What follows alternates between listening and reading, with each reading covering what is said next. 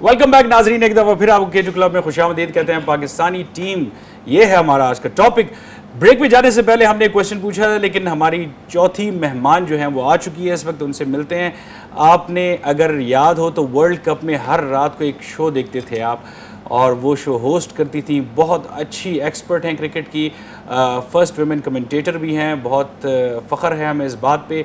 लीना मोइन अजीज़, अस्सलाम वालेकुम लीना, कैसी हैं आप? ठीक ठाक? मैं बिल्कुल ठीक। थोड़ी सी देर कर दी आपने, और उसकी वजह मुझे पता है, कम्युनिकेट सही नहीं किया ना, मैं आपके दूसरे स्टूडियो एग्जैक्टली, पर नो प्रॉब्लम, क्योंकि वहां से आपने सारे शोज किए थे। एग्जैक्टली।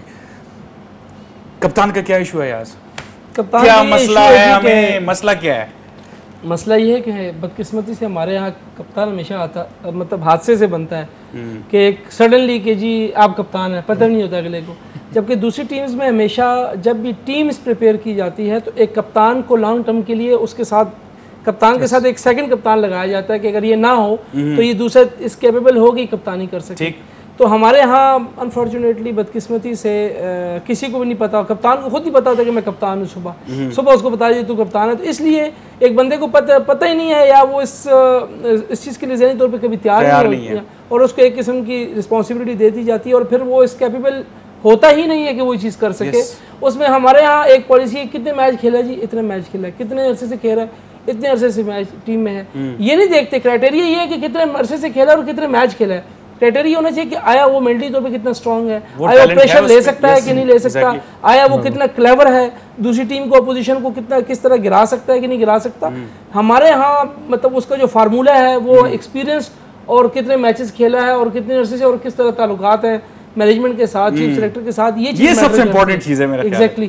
तो बाकी टीमें जो है, ऑस्ट्रेलिया को देख लें, रिकी पॉन्टिंग, मुझे याद है 1998 में पॉन्टिंग जब यहाँ पाकिस्तान की टीम आई थी तो पॉन्टिंग उस वक्त एज ए प्लेयर था, और सडनली उसके जाने के बाद जब टेलर गया तो उसको कप्तानी दे दी गई, और आज तक वो कप्तान था। अब कहीं माइकल क्लार्क आगे कप्तान हुआ है। तो देखें, प्लानिंग देखें, और अभी जब से क्लार्क आया तो क्लार्क को साल लगाई रखा पॉन्टिंग के, करते करते करते वो रेडी हो गया। अब उनको प्रॉब्लम नहीं है कि भी वो चला गया पॉन्टिंग, उसको पता है क्लार्क बिल्कुल तैयार है। इस तरीके से अगर आप साउथ अफ्रीका की मिसाल ले लें, ग्राइम स्मिथ था तो वो इस तरीके से फिर जितनी बड़ी टीमें हैं वो प्लानिंग से आती है। अब देखिए धोनी को आए कितना अरसा हो गया, अब तेंदुलकर जो है वो धोनी की कप्तानी में खेल रहा है। अब हमारे यहाँ अफरीदी कहते हैं जी मैं किस तरह खेलूं जूनियर लड़कों को, मैं कप्तान था, मैं तो नहीं खेल सकता। इवन यूनुस खान में भी थोड़ा सा मुझे कोई इशू नहीं है। नहीं, ये तो मीडिया के सामने इशू नहीं है, तो फिर आगे हम किस लिए खड़ा कर रहे हैं आप? बात सिर्फ इतनी है कि हमारे यहाँ प्रॉब्लम ये है कि टीम को बैलेंस करते वक्त इन चीज़ों का ख्याल रखना चाहिए कि हम कप्तान लॉन्ग टर्म बनाना किसको है। ठीक है लीना, क्यों इशू है पाकिस्तान टीम में ही, ये इशू इतने अरसे से क्यों होता है? देखिए बहुत से, एक इशू नहीं, इसमें एक तो है लैक ऑफ एजुकेशन बड़ी है हमारे मुल्क में। एक मैंने एक दफ़ा उससे पूछा था, मोहम्मद यूसुफ से, उसने कहा कि प्रोफेसर नहीं होना चाहिए। चले माना कि प्रोफेसर नहीं होने चाहिए, लेकिन थोड़ा बहुत पढ़ा लिखना, ग्रूमिंग बहुत ज़रूरी है। दूसरा देखें, जब डोमेस्टिक हमारा जो सर्किट है इतना स्ट्रांग है नहीं, एक चीज़ होती है ग्रूमिंग, कप्तान को ग्रूम करना पड़ता है। आप वहाँ डोमेस्टिक टीम्स में आप 10-12 आपकी टीम्स खेल रही हैं, उसमें कप्तान बन रहे हो, उससे आपके सिलेक्टर्स, आपका बोर्ड जज करता है कि यार ये कप्तान अच्छा खेल रहा है, इसकी ये क्वालिटीज़ हैं, नहीं है। यहाँ जैसे इन्होंने कहा कि हादसाती तौर पे कप्तान बन जाते हैं, उसके बाद हमारा बोर्ड इतना इनटॉलरेंट है कि वो 1-2 मैच जीते तो उसको आसमान पे चढ़ा देते हैं कप्तान पे। अभी थोड़े साल, 1 साल 6 महीने पहले अफरीदी आसमान पे था, सेमीफाइनल जीत, हमारे सेमीफाइनल तक पहुंचा दिया उसने वर्ल्ड कप में, आपको जिस तरह भी पहुंचाया, एक स्टेज तक पहुंचाया आपकी टीम को, जिसमें 1000 ग्रुप्स हैं। इधर जब सलमान बट था तो सलमान बट का ग्रुप, मिसबा का ग्रुप, अफरीदी का ग्रुप, यूनुस खान का ग्रुप, आप कहें जितने 4 ग्रुप तो चल रहे होते हैं। उसके बाद एक उसने जेल किया, एक जगह तक पहुंचाया। मैं कोई इतनी फैन नहीं हूँ अफरीदी की, लेकिन मैं ये एक बात कर रही हूँ जो एक फेयर बात है। अब उससे पता नहीं ये एजाज भट्ट साहब की क्या पर्सनल इश्यूज हो गए, तो वो आज कैप्टन मटीरियल ही नहीं है। मैं आज एक चैनल पे देख रही थी, वो इंटरव्यू हो रहा था, कहते नहीं वो तो कैप्टन मटीरियल नहीं है। तो अगर कैप्टन मटीरियल नहीं है तो तुम्हें 6 महीने पहले वो कैसे कैप्टन मटीरियल नजर आ रहा था? उस वक्त कैप्टन मटीरियल आपको नजर आ रहा था, आज आपकी डिफरेंसेस हो गए तो कैप्टन मटीरियल नहीं रहा। तो एक ग्रूमिंग होती है, फिर एक पीरियड दिया जाता है 4-5 साल का। यहाँ तो किसी चीज़ की आपको पता ना, कोई वो ही नहीं। अच्छा, जो कोच के इश्यूज हैं वो भी इसी तरह के, कैप्टन कोच की हर वक्त आपस में किसकी कहाँ पर लिमिट्स शुरू होती हैं, कहाँ ख़त्म, कुछ पता ही नहीं। तो बात यह है कि सबसे पहले तो हमें अपने डोमेस्टिक सर्किट को सही करना पड़ेगा। वहां से ग्रूमिंग शुरू होगी, वहां से हम कप्तान और प्लेयर उठाएंगे। जब वो सर्किट ही नाकारा होगा तो ये तो प्योर टैलेंट पे आपके लड़के खेल रहे हैं। आपका जो डोमेस्टिक सर्किट है इस वक्त वीकेस्ट है वर्ल्ड में। राइट राइट आप ये हमें बात समझने की जरूरत है कि जो बार-बार इमरान खान जिस पे जोर देते हैं कि आपका domestic cricket, domestic cricket, domestic cricket, अगर वहां कप्तान अच्छे करेंगे तो आप वहां से आप 2-3 कप्तान कर सकते हैं। फिर इंटरनेशनल लेवल पे एक कप्तान बना दिया तो जैसे इन्होंने क्लार्क की बात की, वो अंडर स्टडी रहा, कोई 8-9 साल से वो पॉन्टिंग का अंडर स्टडी रहा। अब उन्होंने पॉन्टिंग क्योंकि अब बिल्कुल उसकी एंड हो रहा है, ट्वाइलाइट उस करियर हो रही है, तो अब उन्होंने ये जिम्मेदारी सौंप दी क्लार्क को, क्योंकि वो अंडर स्टडी रहा, उसने एक जबरदस्त कप्तान को 5-6 साल देखा। तो ये सारे प्रोसेसेस जो हैं हमारे यहाँ, तो हमारा जो ये बोर्ड है यही इलेक्टेड नहीं है, यही बाय डिफॉल्ट है, यही बाय अपॉइंटमेंट है। अब आप देखें कि कोई प्रेसिडेंट के कैसे किसी बोर्ड को अपॉइंट कर सकता है, उसकी क्रिकेट में क्या उसकी क्या थिंकिंग हो सकती है। चलिए इस पे आते हैं कि कभी आप ऐसा हुआ है कि as a viewer, as a fan आप क्रिकेट देख रहे हो और आप सिलेक्शन कमेटी पे आपके दिल में आए कि यार क्यों ये कैप्टन सेलेक्ट किया या क्यों ये लड़के सेलेक्ट किए, आपके ख्याल में इनका क्राइटेरिया क्या होगा? मतलब बिल्कुल जैसे लीना का ये बहुत अच्छा इन्होंने बताया कि जी बोर्ड आज कैप्टन किया और कल उनको आसमान पे पहुंचा दिया। It's true to some extent, लेकिन इसके साथ साथ इसमें 2-3 फैक्टर जो इन्वॉल्व हैं वो ये है कि एक उसके साथ साथ हमारे मीडिया का रोल है, क्योंकि आज ये जो जीरो है कल के वो हीरो हैं, और सुबह वो हीरो हैं और शाम को वो जीरो। ऑल दिस इनका काम है भाई। बिल्कुल। और इसके साथ साथ जो हमारे वाकई दिस इज़ बेसिक फैक्ट कि हमारे ग्रास रूट लेवल पे कोई यूनिवर्सिटी नहीं है जो क्रिकेट को प्रमोट करे या किसी भी गेम को। सही। यहाँ पे यही है कि बाय डिफ़ॉल्ट या बाय गॉड गिफ्टेड जो आपको टैलेंट है अल्लाह मियाँ दिया, आप उस पर बन के आ जाते हैं, गली मोहल्ले में शॉर्ट बॉल से खेलते हैं क्रिकेट, और then you are in stadium. और बाकी ये जो है ना ये सिलेक्शन का प्रोसेस नेचुरली जब पाकिस्तान के लिए वी टॉक अबाउट पाकिस्तान, और जब पाकिस्तान में बाहर बैठ के हम देखते हैं या हमारी टीम मैदान में जाती है, उससे हमारी जो फीलिंग है जो बीइंग पाकिस्तानी वो ये है कि पाकिस्तानी परचम शुड बी एवरीवेयर। लेकिन जब डेलिबरेटली हम अपनी मिस्टेक से, जो हमारे छोटे से छोटे बच्चे भी एडमिट नहीं करते कि ये बाई मिस्टेक इन्होंने ये किया है, वो भी समझ जाते हैं कि नो बाबा या मामू ये इन्होंने जानबूझ के किया है राइट। और ये अगर यहाँ पे ये ना कहते तो ये आउट नहीं होते या ये कैच ना होता है। मीडिया की गलती, सही कह रहे हैं ये कि ये मीडिया की गलती है इनको हीरो जीरो से हीरो बनाना, और फिर नहीं मानते हैं आप? देखें जी, मीडिया अपना एक रोल प्ले करता है।